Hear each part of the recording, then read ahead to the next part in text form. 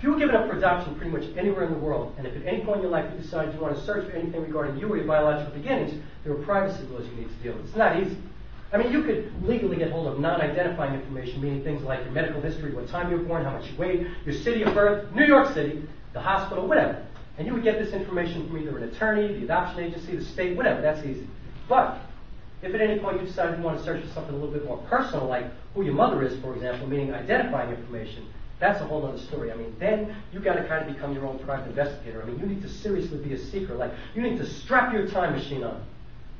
And so I've been coming here, the main branch of the New York City Public Library, 5th Avenue and 42nd Street in Manhattan, every day for the past year, trying to match the number of my birth certificate with the number on record with the City of New York in one of these books. Now, there's a lot of people from New York City, right? Which means there's a lot of fucking books.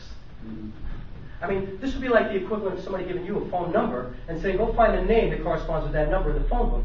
And by the way, find the correct book, because I also have to match the borough. Each borough has its own book. I have to match the hospital, my birthday. My birthday's not even enough. Because you know how many times I opened one of these books, saw February 10th, lost my breath because I thought I was looking at me, just to realize it was the wrong year. I mean, you have to match every single detail, so this has been like a supreme pain in the ass.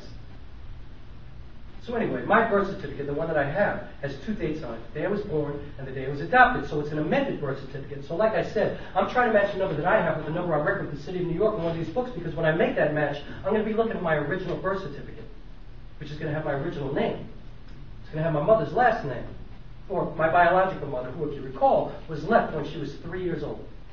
A wind-blown nest with only one egg that somehow landed gently on water but drifted away unprotected. You survived.